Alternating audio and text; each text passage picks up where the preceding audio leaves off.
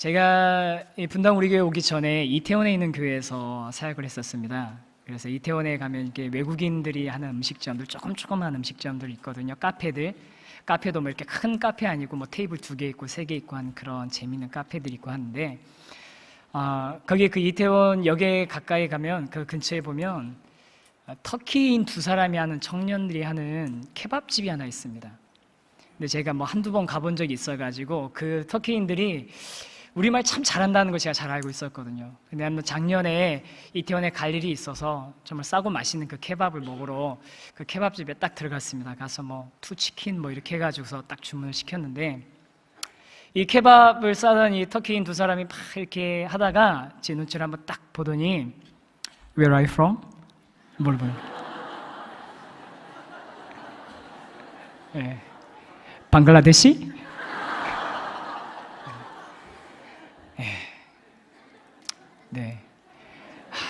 네, 그랬습니다. 제 생긴 좀 동남아스러워가지고, 생긴 뭐 에피소드 참 많이 있습니다. 많이 있는데 뭐 나중에 시간 되면 알려드리는데, 그 중에 하나 분당 우리 교회 와서 생겼던 에피소드 하나는, 어느 집에 이제 주일날 이제 신방을 갔는데 중학생 딸아이가 하나 있었어요. 중학생 딸아이가 이제 부모님하고 얘기하는 동안 치르게 이렇게 앉아있더니 제가 너는 혹시 기도 제목 없니? 하고 물어봤더니 이 아이가 수줍은 얼굴로 딱 저를 보더니 그런데요, 혹시 혼혈이세요? 네. 저도 이렇게 외모 때문에 좀 이렇게 뭐 그렇게 기쁘지 않은 그런 경험을 많이 해봤습니다. 그런데 오늘 성경 말씀해 보니까 하나님의 종 엘리사의 외모를 놀리던 아이들이 큰 봉변을 당하는 그런 이야기가 이렇게 나오고 있습니다. 어떤 학자들은 이 본문을 보면서 야, 이건 좀 되게 황당한 얘기다.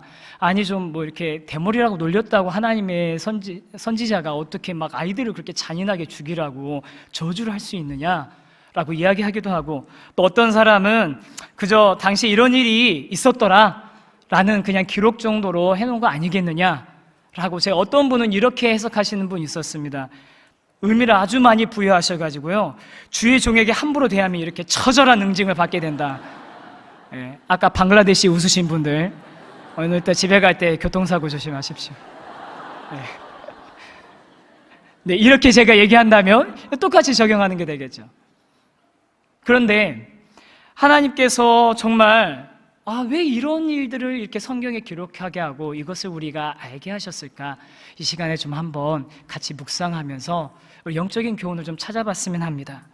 우리가 정말 너무 영적인 의미를 부여하려고 했더니 뻔한 영적인 의미에서는 너무 불편한 것 같고, 상황을 떠올리면 정말 잘 생각해 보세요. 42명의 아이들이 찢겨졌답니다. 유혈이 낭자하고 비명소리가 가득하고 도망치는 사람들, 고함치는 사람들로 아수라장이 된 베델성 앞에 그 들판을 한번 상상해 보십시오. 이렇게 정말 잔인한 장면이 엘리사 사역의 첫 머리에 나오게 된 이유는 무엇일까요? 우리가 잘 아는 대로 엘리사는 엘리야 선지자의 후계자입니다. 엘리야 선지자는 그 당시 아주 유명한 선지자였지 않습니까? 그래서 엘리야 선지자 정말 유명한 선지자였는데, 이 엘리야 선지자가 하늘로 들려 올라가기 전에 엘리사가 그를 졸졸졸 쫓아가면서 자기를 후계자로 삼아달라고 요청합니다. 뭐냐면 자기에게 갑절의 영감을 부어달라고 하는 거거든요. 갑절의 영감은 뭐냐면 능력치를 2배로 저에게 허락해 주십시오라는 게 아니라, 내가 당신의 후계자 장자에게는 2배의 몫을 2몫을 줬던 그 전통에 따라서 나를 당신의 영적인 후계자로 삼아 주십시오라는 요청이었습니다. 그러니까 엘리야 선지자는 네가 만약에 내가 들려 올라가는 걸 보게 되면 네 소원이 이루어질 것이다 라고 이야기됐고, 어떻게 됩니까? 불병거와 불말이 와서 그 둘 사이를 갈라놓고 회오리 바람에 엘리야를 확 휘몰아서 올라가는 것을 엘리사가 목격하게 됩니다. 엘리사가 엘리야의 진짜 후계자가 된 것이죠. 그러니까 이 광경을 목격한 많은 다른 선지 생도들이 바로 그 자리에서 그 즉시로 엘리사의 권위를 인정하기 시작합니다. 당신이 이제 엘리야 선지자의 후계자시군요. 막 이제 복종을 하는데, 이 엘리야의 선지 생도들은 엘리야가 막 이렇게 하늘로 올라갔으니까, 트위스터 영화 기억나시죠? 혹시 아시는 분죠? 그 큰 트위스터에 빨리 올라갔으면 어딘가 진짜 떨어졌지 않겠습니까? 우리 중에 용감한 50명 있으니까 가서 한번 수색대를 만들어서 그 시체라도 좀 찾아올 수 있게 한번 허락해 주십시오 라고 막 요청을 하니까, 엘리사에게 부끄럽도록 그렇게 요청을 하니까 어쩔 수 없이 보내줘서 빈손으로 결국은 그들이 돌아옵니다. 그 사이에 이 여리고성에서 이 엘리사는 또 쓴 의무를 갖다 고쳐주는 그런 기적도 행하고요. 그 후에 바로 나오는 사건이 뭐냐면, 바로 이 베델에서 엘리사 선지자를 조롱하는 아이들 42명이 암곰 2마리에 의해서 찢겨지는 비극적인 사건입니다. 그 당시에 이 엘리사 선지자를 향하여서 베델성에서 나와 있는 그 많은 그 아이들은, 작은 아이들은 왜 그렇게 이 엘리사 선지자를 대머리야 올라가라, 대머리야 올라가라 라고 조롱을 했을까요? 우리가 잘 생각해 보면, 여기 보면, 성경에 보면 우리 개역개정 성경에는 작은 아이들이라고 표현되어 있는데요, 다른 영어 성경들을 좀 제가 찾아보니까 젊은이 또는 청소년들로 표현하는 부분들이 되게 많습니다. 그러니까 우리 드림학교에 있는 친구들 너무 무서워하지 않아도 됩니다. 저렇게 철없는 아이들이 아니라요, 엘리사를 놀렸던 장본인들은 청소년들 아니면 청년들, 젊은이들이라고 불릴 수 있는, 아직 성인으로 보기는 아직 좀 모자라지만 그래도 어느 정도 좀 머리가 큰 아이들이었던 것 같습니다. 그런데 이 아이들이, 짓궂은 이 아이들이 엘리사가 가는 길에 뒤를 졸졸 쫓아가면서 엘리사를 조롱하기를 대머리야 올라가라, 대머리야 올라가라라고 놀리는 겁니다. 도대체 왜 이 청년들은 뜬금없이 엘리사 선지자의 외모를 가지고 놀렸을까요? 엘리야는 이스라엘에서 모르는 사람이 없을 정도로 유명한 선지자였습니다. 그의 많은 기적과 갈멜산에서의 바알과 아세라 선지자와의 대결은 모든 사람들의 입에 전설처럼 오르내리는 그런 일이었겠지요. 그런데 그런 위대한 선지자가 회오리 바람을 타고서 사라지고, 그의 후계자라고, 엘리사라는 사람이 후계자가 됐다고, 그가 우리 동네에 온다라는 소문이 나니까 아이들이 우르르 몰려 나와서 도대체 그 위대한 엘리야 선지자의 후계자가 어떤 사람인지 한번 구경이나 해보자 하고 몰려 나오지 않았을까요? 많은 아이들이 몰려 나왔을 것입니다. 많은 아이들이 몰려 나왔는데, 그들의 눈에 봤을 때 엘리사 선지자는 엘리야 같은 그런 능력 있는 모습이 아니었던 것 같아요. 뭔가 위험 있는 모습이 아니라 남루한 모습에, 게다가 대머리까지. 그러니까 그들은 조롱하기 시작합니다. 실망해서요. 그들이 엘리사를 향해서 대머리야 올라가라, 대머리야 올라가라 하면서 그의 우스꽝스러운 외모를 놀리면서 그들은 엘리사를 계속 조롱했던 것입니다. 그런데 이런 조롱하는 그들을 향해서 엘리사 선지자는 뒤로 돌이켜 그들을 보고 여호와의 이름으로 저주를 했다라고 24절에 기록하고 있습니다. 잘 한번 보십시오. 자기의 외모를 놀리는 사람을 향해서 누구의 이름으로 저주를 했냐면요, 여호와의 이름으로 저주를 했습니다. 그러자 갑자기 수풀에서 곰 2마리가 나와서 42명을 찢는 거 아닙니까? 그들 중에 42명을 찢었다는 말을 미뤄봐서 그때 엘리사를 놀렸던 사람들은 훨씬 많은 젊은이들이었었던 것 같아요. 훨씬 많은 젊은이들이 막 우르르 몰려와가지고 엘리사를 놀리고 있는데, 곰이 튀어나와서 그들 중에 마구잡이로 42명을 찢고 상하게 하고, 어떤 번역본에 보니까 죽이는 그런 비극을, 비참한 응징을 그들에게, 그 아이들에게, 소년들에게 했던 것입니다. 그렇다면 하나님의 선지자 엘리사는 왜 그렇게 끔찍한 저주를 여호와의 이름으로 내렸을까요? 정말로 하나님의 종을 조롱하면 안 되는 것입니까? 저에게 아까 외국인 닮았다고 하면 그런 정말 비극적인 사건이 나타나는 겁니까? 목사님의 설교를 욕하면 집에 암 환자가 생기고, 주의 종을 대적하면 갑자기 심장마비로 쓰러지는 게 그게 하나님의 영적인 원리입니까? 자세히 보면 이 청년들의 놀림은 엘리사의 외모만을 놀리는 게 아니었다는 것을 우리는 알게 됩니다. 뭐냐면요, 이 청년들은 대머리야 올라가라라고 조롱하면서 엘리사의 외모를 말하긴 했지만 그 뒤에 올라가라라는 얘기는 뭐냐면, 야, 엘리야 선지자는 하늘로 올라갔다는데 네가 선지자라면 너도 선지자라면, 네가 그 후계자라면 어디 한번 너도 한번 올라가 봐라 라고 외쳤던 것입니다. 그리고 궁극적으로는 그 선지자들이 선포하고 증거하는 여호와 하나님의 능력, 주의 종 엘리야를 하늘로 회오리 바람을 가지고 데리고 올라가셨던 그 하나님의 능력까지도 조롱하고 놀렸던 그런 그 비아냥이 이 말 안에는 포함되어 있었던 것입니다. 그렇기 때문에 엘리사 선지자들은 그들을 그냥 내버려 두지 않고 여호와의 이름으로 저주를 했던 것입니다. 그러면 성도 여러분, 이처럼 베델의 그 많은 젊은이들이 하나님의 선지자를 조롱하고 하나님의 능력을 조롱하게 된 이유는 어디에 있을까요? 저는 이 사건이 베델에서 일어났다는 것을 좀 주목해 봤습니다. 베델은 구약 성경에는 참 많이 나오는 지명입니다. 창세기 여러분 기억하시죠? 아브라함이 갈대아 우르에서 나와서 딱 처음 정착한 곳이 원래 지명은 루스였는데 그 이름을 베델이라고 합니다. 벳엘은 하나님의 집이라는 뜻 아닙니까? 그래서 거기서 여호와께 처음으로 그가 제단을 쌓은 곳이 바로 이 베델이었습니다. 또 그 뒤에 베델에 대해서 또 기억나시는 장면 뭐 있습니까? 야곱 있지 않습니까? 야곱이 형을 피해서 도망가는데 그가 그 베델에서 누구를 만납니까? 하나님을 만나지 않습니까? 그래서 그곳에서 다 하나님을 만나고, 그래서 다시 그곳을 하나님의 집 베델이라 부르고, 그가 나중에 돌아올 때 그곳에 다시 하나님을 만나고 거기에 제단을 쌓으면서 엘 베델이라고 부르는 이 정말 베델이란 지명은 하나님의 집, 하나님이 우리 인간들을 찾아와 주시고 만나 주시고 약속의 사람들에게 정말 하나님의 존재를, 하나님의 그 놀라운 위엄을 보여주셨던 곳이 베델이라는 곳이었는데요. 그런데 이 귀한 정말 거룩한 지역이었던 베델이 시간이 흘러서 이스라엘 민족들이 출애굽한 이후에 가나안 땅을 정복하고 그들이 이스라엘 왕국을 형성하고 살아가던 시절에는 그렇게 하나님의 영광을 드러내는 곳이 아니었던 것 같습니다. 왜냐하면요, 사울, 다윗, 솔로몬의 총 120년의 통일 왕국이 끝나고 나서 마지막 솔로몬 후에 그 나라가 쪼개지지 않습니까?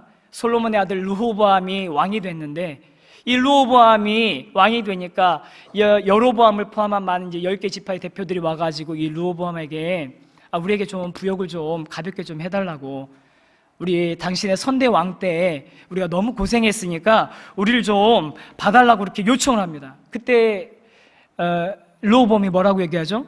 내 새끼손가락이 내 아버지 허리보다 두꺼우니까 내가 더 너네들 갖다 좀 무겁게 징벌하고, 그리고 내 채찍은 내가 전갈 채찍으로 너네를 다스리겠다, 이렇게 얘기하지 엄포를 놓지 않습니까? 그러니까 그 엄포 때문에 여로보암을 선두로 해가지고 10개의 이스라엘 지파들이 다윗의 집안에 등을 돌려버립니다. 그래서 세운 나라가 무슨 나라죠? 네, 그래서 세운 나라가 무슨 나라죠? 북이스라엘이지 않습니까? 그리고 다윗의 지파에서 세워진 나라가 남유다이고요. 이 여로보암이 북이스라엘을 10개 지파를 규합해서 만들었는데, 만들어 놓고서 이제 좀 도시도 좀 건축하고 정치적으로 이렇게 다스려 보려고 해 나가고 있는데, 이 여로보암은 정치와 종교의 역학관계를 너무나 정말 잘 꿰뚫어 보는 사람이었던 것 같아요. 정치적으로 내가 이들을 잘 규합을 했는데, 문제는 뭐냐면 만약에 이대로 그냥 시간이 흘러가가지고 이스라엘 사람들이 하나님께 예배를 드려야 되는 절기가 다가오면 이 이스라엘 지파들은 다 어디로 가야 됩니까? 남유다에 있는 예루살렘을 가서 예배를 드려야 되는 거예요. 예루살렘 성전에 가서 예배를 드려야 되면, 만약에 가서 거기서 예배를 드리다 보면 거기가 더 하나님이 통치하시는 곳 같고 하나님이 계시는 곳 같고 거기가 더 큰 집 같고 원집 같고 우리는 갈라져 나온 가짜 같은 그런 생각 때문에 우리를 배반할 게 뻔하다라는 생각이 드니까 이 여로보암이 어떻게 합니까? 금송아지 2개를 만들어서 이 북이스라엘 왕국의 가장 남쪽에 있는 베델과 가장 북쪽에 있는 단이라는 이 두 지역에 산당을 만들고 이 금송아지들 2개를 나눈 다음에 뭐라고 얘기하냐면은, 이제는 너희가 다시는 예루살렘에 올라갈 것이 없도다. 이스라엘아, 이는 너희를 애굽 땅에서 인도하여 올린 너희의 신들이니라 라고 이야기합니다. 굳이 저 먼 예루살렘까지 내려가지 말고 이 베델과 저 단에 있는 이 금송아지가 너희를 그 옛날 애굽 땅에서 우리를 이 가나안 땅으로 이끌어낸 너희의 신, 너희의 인도자, 너희가 경배하고자 하는 그 대상이니까 이 금송아지에게 예배드리면 된다. 아주 간편하게 문제를 해결해 줘 버린 겁니다. 그들의 영적인 문제를 해결해 준 거죠. 그리고 나서 이 산당만 만든 게, 송아지만 만든 게 아니라 절기도 비슷하게 초막절 7월 15일에 만드는 지키는 초막절 대신에 한 달 뒤에 8월 15일에 지키는 초막절 비슷한 절기도 하나 만들고, 그냥 일반인들 중에 아무나 뽑아가지고 제사장까지 만들어서 이 두 개의 베델과 단의 송아지들을 섬기는 그 제사 행위, 예배 행위를 주관하도록 만들어버립니다. 유사 종교 행위를 만들어버린 거죠. 사람들은 거기에 너무 편해했습니다. 왜냐하고요? 사람들이 거기 가서 다 가서 예배를 드리면서 너무너무 즐거웠어요. 확신이 들었거든요. 그런데 이렇게 베델과 단에서 금송아지를 섬기는 이 송아지 숭배가 이 여로보암의 머리에서 정말 번뜩이는 아이디어로 그냥 툭 튀어나온 것일까요? 그렇지 않다는 거 우리는 너무나 잘 알고 있습니다. 다시 거기서 거슬러 올라가면 어디로 가게 됩니까? 여러분 기억나시는 금송아지 어디에 있죠? 시내산 밑에서 모세가 하나님의 율법을 받으러 올라가서 40일 동안 내려오지 않자 이스라엘 백성들이 아론에게 탄원하지 않습니까? 우리의 지도자 모세는 살았는지 죽었는지 알 수 없으니까 우리를 위하여 우리를 인도할 신을 만들어내라. 그래서 아론이 어떻게 합니까? 여자와 아이들의 귀에서 금고리를 빼내가지고 그걸 불에 집어 던져서 송아지를 부어서 만들고 조각칼로 송아지 형상을 새겨가지고 그것들에게 이것이 너희를 애굽에서 인도한 너희의 신이라 라고 이야기하지 않습니까? 아론이 이렇게 만들었던 이 금송아지도 알고 보면 이집트, 고대 애굽에서 숭배하던 그 신의 한 종류였습니다. 고대 이집트에는 멤피스라는 그 신전에 아피스라는 신을 섬기는 그런 우상이 있었습니다. 근데 이 아피스는요, 조각이 아니고 살아있는 소였습니다. 아피스는 살아있는 소였는데 이 소는 그 이집트의 파라오와 거의 동격이에요. 그리고 신이었습니다. 왜냐하면 이 아피스가 의미하는 게 풍요와 힘의 상징이었고 특별히 성적인 힘의 상징이었습니다. 그랬기 때문에 이 아피스라는 이 소는 이 온 애굽에 있어서 왕권의 상징이기도 했습니다. 이 아피스라는 소가 막 사람들의 숭배와 경배를 받다가 죽게 되면요, 이 아피스를 아주 그냥 왕의 매장에 준하는 그런 성대한 매장을 해주고, 그런 예식을 통해서 매장을 해주고, 그리고 또 다른 아피스를 한 마리 선정을 해가지고 또다시 섬기는데, 그 아피스가 선정이 돼서 멤피스로 데려오는 그 길은 마치 왕이 행차하는 것 같은 어마어마한 거대한 행렬이었다고 합니다. 그리고 그 신전에서 이 소는 온갖 화려한 치장을 하고 때가 되면 한 번씩 나타나서 그 애굽 백성들의 숭배를 받고, 또 그들이 와서 청혼하는, 마치 신에게 기도하러 나가면 우리가 기도의 제목을 가지고 나가는 것처럼 청혼하는, 그 청혼을 들어주는 대상이 되었던 것입니다. 이스라엘 백성들, 아론의 손에 의해서 만들어졌던 그 황금 송아지는 애굽인들이 섬겼던 이 우상, 그들의 풍요와 힘의 상징, 권력의 상징이었던 그 송아지를 본떠서 우리를 안전하게, 우리를 풍요롭게, 우리를 정말 위세 있게 당당하게 우리를 지켜줄 어떤 존재를 갈망하는 이스라엘 백성들의 그 영적인 갈증을 풀어주는 도구가 됐던 것입니다. 그래서 그들은 스스로 말합니다. 이렇게 출애굽기에서 그들이 서로 말하는 겁니다. 이스라엘아, 이는 너희를 애굽 땅에서 인도하여 낸 너희의 신이라 하는지라. 스스로 그렇게 여기는 겁니다. 그 황금 송아지를 보니까 저건 분명히 우리를 애굽 땅에서 인도해낸 그 능력 있는 힘의 상징인, 권력의 상징인, 풍요의 상징인 그 신이 분명해. 그 신이 우리를 안전하게 지켜주는 거야. 사람들은 서로 그 화려한 송아지 상 앞에서 춤을 추고 노래하고 하루 종일 그 앞에서 축제를 벌이는 그런 정말 심취한 예배를 드리게 됩니다. 이 장면에 대해서 시편 106편에서는 이렇게 평가를 하고 있습니다. 시편 106편 19절에서 22절에 보면 그들의 호렙에서 송아지를 만들고 부어 만든 우상을 경배하며 자기의 영광을 풀먹는 소의 형상으로 바꾸었도다.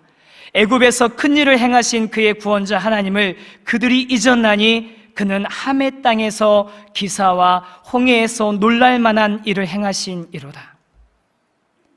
이처럼 출애굽 백성들의 금송아지 숭배는 하나님의 행하신 놀라운 일들, 10가지 재앙을 통해서 이스라엘 백성들을 끄집어내시고 홍해를 가르시고 쓴물을 단물로 바꾸시고 만나와 메추라기로 먹이시고 공급해 주셨던 그 하나님의 특별한 인도와 보호하심을, 그 크신 영광과 위엄을 고작 풀 뜯어먹는 소에게 돌려버리는 하나님에 대한 모욕과 조롱이었던 것입니다. 그리고 이러한 이스라엘 백성의 하나님에 대한 조롱은 근절되지 않고 이 수백 년의 역사를 거쳐서 계속해서 거듭해서 이스라엘의 역사에 잊을만 하면 나타나고 잊을만 하면 나타나고 잊을만 하면 나타나는 그런 반복을 보여주고 있습니다. 여로보암이 베델과 단의 금송아지 형상을 만들어내고 이 송아지가 애굽에서 너희를 인도해낸 너희의 신이다라고 선포한 것은 우연이 아니라 종교적 지도자가 필요한 시기에 하나님을 대체할 대체문을 만들어서 섬기는 출애굽 사건의 재현이었던 것입니다. 때문에 여로보암의 이 송아지 숭배 역시 하나님에 대한 조롱이었고 하나님에 대한 멸시였습니다. 이로 인해서 아브라함이 하나님께 제단을 쌓았던 베델, 야곱이 하나님을 만났던 베델을 우상 숭배의 도시, 우상을 섬기며 하나님을 조롱하는 베델로 만들어버린 것입니다. 송아지 숭배에 젖어있던 베델의 아이들과 청소년들이, 그들이 보고 자란 그 종교적인 환경이 그들을 어떻게 키웠겠습니까? 그들은 하나님의 능력을 조롱했습니다. 하나님의 선지자들을 조롱함으로 하나님을 멸시했습니다. 하나님이 진짜 네 스승이라고 하는 엘리야를 하늘로 올려보낼 능력이 있는 사람이냐? 네가 그렇게 초라한 몰골을 가지고 있는데 네가 진짜 하나님의 사람이냐? 조롱했던 것입니다. 사랑하는 성도 여러분, 그들이 많은 사람들, 이스라엘 사람들이 거듭해서 자신들의 필요와 자신들의 목적에 맞는 예배와 신을 섬기려 했을 때 그들의 자녀들은, 그들의 후손들은 하나님을 멸시하고 하나님을 조롱하는 자들이 됐다는 것을 저와 여러분은 이 시간에 우리를 향한 강한 경계로 받아들일 수 있기를 간절히 소원합니다. 바른 대상을 향한 예배가 아니라면 그것을 통해 아무리 많은 풍요와 번영을 누린다 해도 그것은 가짜 예배입니다. 여러분, 이건 중요한 사실입니다. 바른 대상을 향한 예배가 아니라면 그것을 통해 아무리 우리가 안정감을 누리고 그런 기쁨을 누린다 하더라도 그것은 가짜 예배입니다. 예수님께서 40일간 밤낮으로 금식하셨을 때 사탄은 그에게 와서 이렇게 유혹합니다. 순식간에 온 천하의 그런 영광들을 다 부귀영화를 보여주고 나서 뭐라고 얘기합니까? 네가 나에게 절만하면 내가 이 모든 것은 나에게 이미 넘겨준 것이므로 내가 원하는 자에게 줄 수 있는데 네가 나에게 절만하면 내가 그걸 다 너에게 주겠다. 그때 예수님이 뭐라고 얘기하십니까?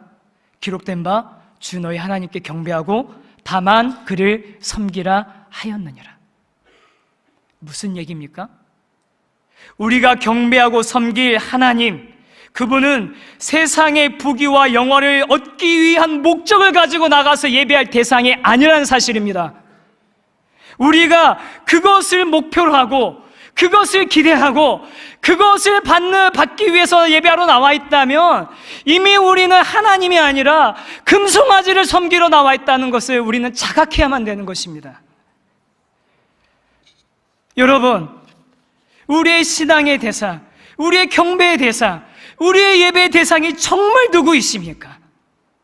정말 성경에서 말씀하고 계신 그 하나님, 그 창조주 하나님, 그 구원자 하나님이 우리의 신앙의 대상, 경배의 대상, 예배의 대상, 기도의 대상 맞습니까? 정말입니까? 그런데 왜 우리는 자꾸 그 예배를 통해, 우리는 그 기도를 통해서 우리의 풍요를 원하고, 우리의 안정을 원하고, 힘을 원하고, 평안을 원하는 것입니다. 사랑하는 여러분, 예배를 안 드리는 것도 큰 문제지만 잘못된 예배를 드리는 것은 정말 큰 문제입니다. 올바른 예배를 드리지 못한다는 것은 정말 큰 문제입니다. 그리고 이 올바른 예배에는 대상이 분명하다는 것을 우리는 꼭 기억해야만 합니다. 우리의 예배의 대상, 우리의 경배의 대상, 우리의 찬양과 경배를 받으실 유일하신 분은 바로 창조주 하나님 아버지이십니다. 나의 상황과 조건과 환경의 만족과 충족, 그 여부에 상관없이 내가 간절히 원하는 기도의 제목이 지금 당장 이루어졌냐 안 이루어졌냐, 이 문제와 상관없이 하나님은 그저 하나님이시기 때문에 우리의 예배의 대상이시고 우리의 경배의 대상이시라는 것을 저와 여러분은 이 시간에 확신하며 나가길 소원합니다. 예배를 드리면서 이 예배가 나를 안전하게 보호하고 내 물질의 풍요를 보장해주고 나를 해하려는 시도로부터 지켜주는 방패막이가 되기 때문에 예배한다면 여로보암이 만든 베델의 금송아지와 그 예배가 무슨 차이가 있습니까? 아론과 출애굽 백성들이 만들어낸 호렙산의 금송아지와 그게 도대체 무슨 차이가 있습니까? 이집트의 왕과 동일시하며 경배했던 풍요와 힘의 상징인 그 풀 뜯어먹는 송아지와 무슨 차이가 있겠습니까? 하나님, 그 하나님은 우리가 원하는 그 번영과 푸념과 풍요와 안정을 위해 예배하는 분이 아니라 하나님이시기 때문에 우리가 예배하고 하나님이시기 때문에 경배하고 나아가는 저와 여러분이 되시기를 간절히 소원합니다.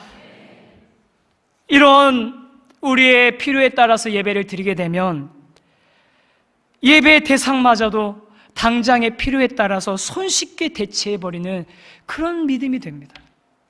아무리 열심히 믿어도, 아무리 종교적인 열심을 낸다 하더라도 그냥 그 대상을 손쉽게 바꿔버릴 수 있는 게 잘못된 그 대상과 잘못된 목표를 가진 믿음의 모습이 되는 것입니다. 여러분, 우상숭배와 유사한 종교 행위는 하나님을 조롱하고 무시하는 문화를 만들게 된다는 것을 우리는 매우 경계하면서 우리는 기억해야만 합니다. 예레미야 17장에서는 이렇게 얘기합니다. 우상 숭배에 빠져있던 그들의 자녀를 향하여서 그들의 자녀가 높은 언덕 위 푸른 나무 곁에 있는 그 제단들과 아세라들을 생각하도다.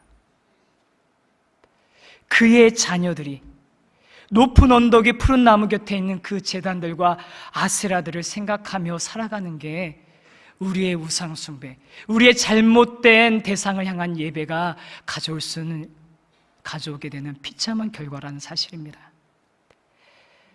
저와 여러분의 예배의 대상 진짜 하나님이십니까?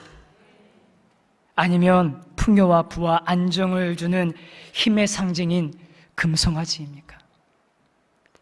요즘 한국의 그리스도인들이, 교회가, 그리고 하나님이 조롱을 당하는 이유가 그동안 우리의 예배가 하나님을 추구하는 듯한 모양을 지니고는 있었지만 실상은 금송아지가 주는 힘과 금송아지가 주는 번영과 안정을 노렸던 유사의 예배 행위였기 때문은 아니겠습니까?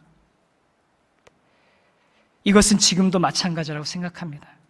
만약 유사한 신앙생활, 경건의 모양은 있지만 경건의 능력은 없는 그런 모양만 그럴듯한 신앙을 가지고 있다면 우리 이후의 세대들이 점점 더 베델의 아이들처럼 하나님의 능력을 무시하고 조롱하며 비우는 자들이 되는 것은 피할 수 없는 일이 될 것입니다. 이제 말씀을 마치고 싶습니다. 여러분, 이제 다음 주면 고난주간이 시작이 됩니다. 저는 이 본문을 많이 묵상하면서 엘리사를 향해서 그 청년들이 데모리아 올라가라, 데모리아 올라가 외치는 그 외침 가운데 십자가에 못 박히신 예수님을 향하여서 네가 하나님의 아들이면 한번 내려와 봐라, 네가 하나님의 아들이면 한번 내려와봐라고 외쳤던 그 군중들의 모습이 떠올랐습니다.